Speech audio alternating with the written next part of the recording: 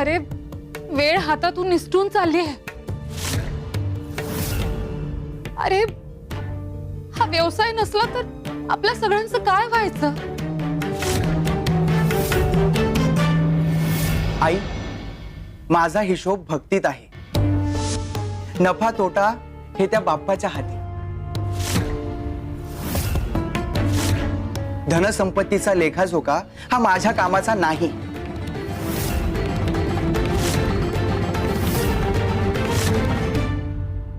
मामा आलोच।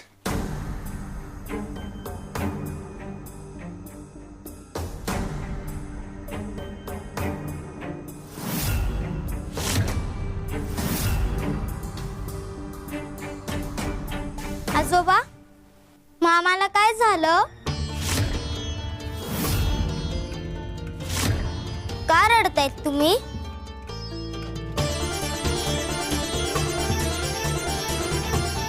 मी आहे ना तुमच्या जवळ।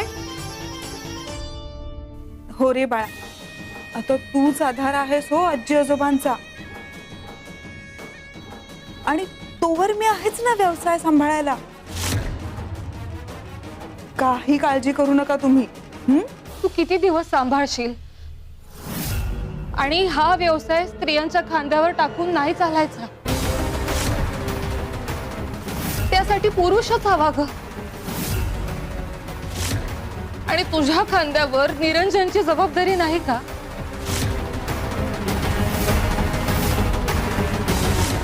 माझ्यावर विश्वास नाहीये लोकांचा, पण एक दिवस मी भाग पाडेन। या गोमुखाला प्रपंचात कसं ओढावं काही सुचत नाहीये। आता स्वामींनी जबाबदारी घेतली आहे ना, आता तेच काहीतरी मार्ग दाखवतील। आता स्वामींशिवाय दुसरा कुठलाही उपाय नाही। स्वामी, आमच्या व्यवसायाचं आणि गोमुखाचं भविष्य आता फक्त तुमच्या हातात आहे। आता तुम्हीच काहीतरी मार्ग दाखवा। श्री स्वामी समर्थ।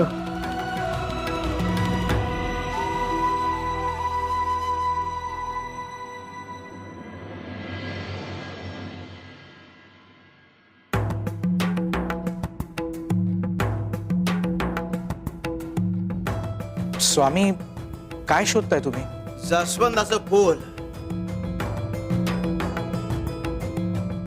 पण स्वामी, ही तर सगळी झेंडूची फुलं आहेत। अरे तुम्ही आणलेली, पण आमचे फक्त आमच्या वेगवेगळ्या रूपाला वेगवेगळे फुलं वाहतात। शंकराला पांढरं फूल, गणपतीला जास्वंद, विष्णूला कमळ, आणि ती सगळी फुलं आमच्यापर्यंत पोहोचतात।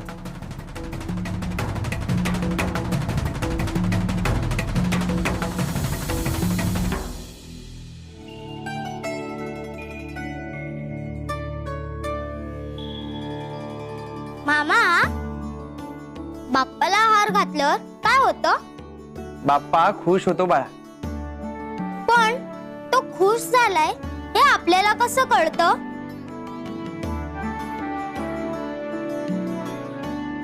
बाप्पा, तू खुश झालास का या हारामुळे?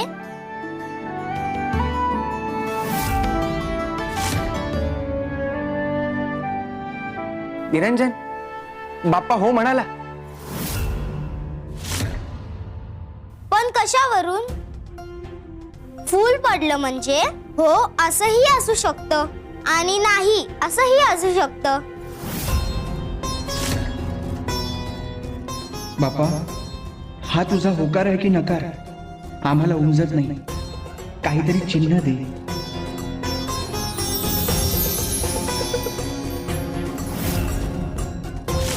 निरंजन,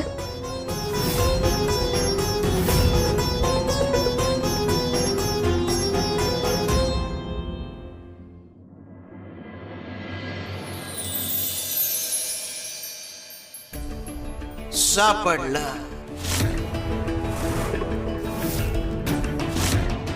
कपिले, हे घे फुल, आणि आम्ही काय सांगतो ते नीट ऐक। हे फूल घ्यायचं आणि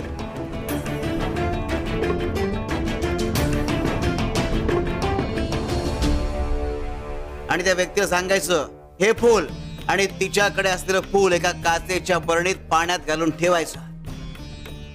समजलं ना? पण स्वामी हे फूल कोणाला द्यायचं नक्की? अगं तू गावात जा, तुला आपोआप कळेल कुठे जायचंय ते. हो. शिव शंकर शंभो.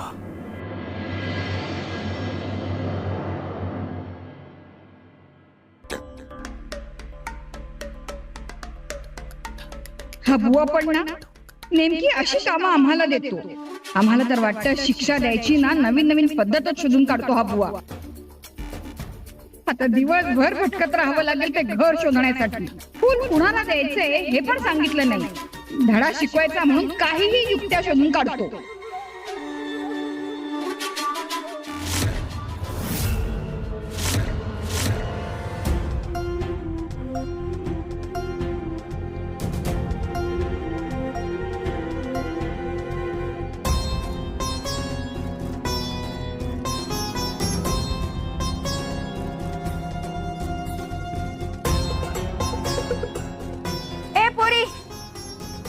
येऊ.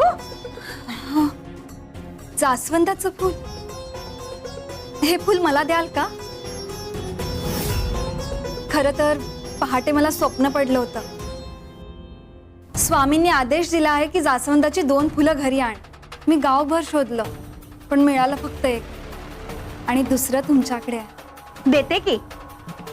पण हे फूल जर आम्ही तुला दिलं तर त्याच्या मोबदल्यात आम्हाला तू काय देणार सांग बघू.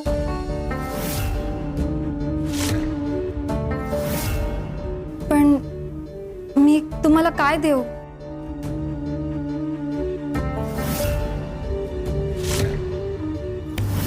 ही अंगठी आम्हाला दे आणि हे फूल घे.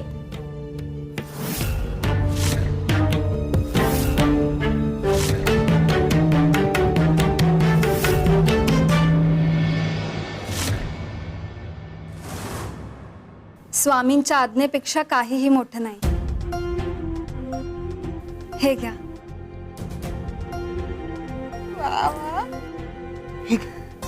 हे फूल घे. तसं हे फूल स्वामींनी तुलाच द्यायला सांगितलं होतं.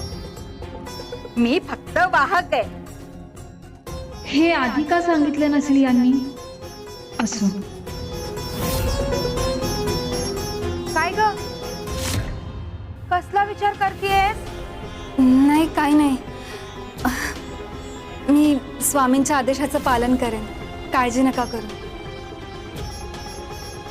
बर येतो. हा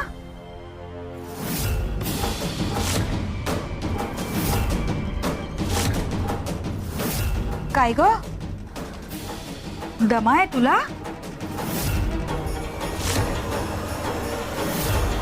तू काही काळजी करू नकोस. आमच्या ओळखीचे एक वैद्य आहे. त्यांच्याकडे दम्यासाठी रामबाण औषध आहे. थोडं महाग आहे.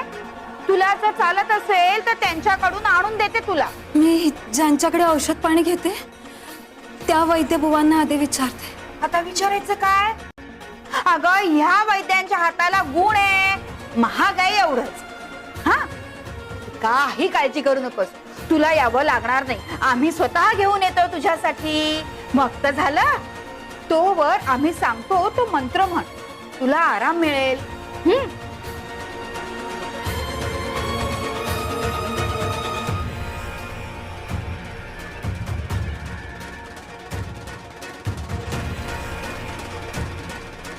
म्हणो मंत्र. आता ह्या बुवाची गादी आम्हीही चालवू शकतो. आमच्यातही असे गुण आलेले आहेत.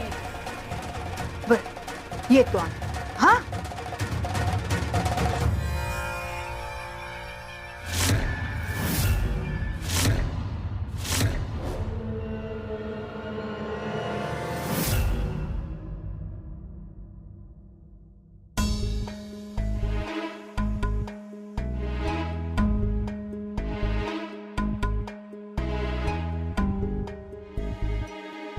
स्वामी, हे आसन कोणासाठी?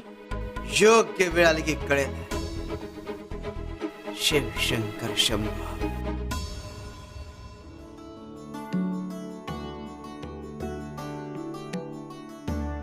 ही माझी मुलगी पालवी. तुला बघायला आलेत. खरं तर उद्या यायचं ठरलं होतं, पण आजच त्यांचं अक्कलकोटात काम आलं म्हणून थेट इथेच आले.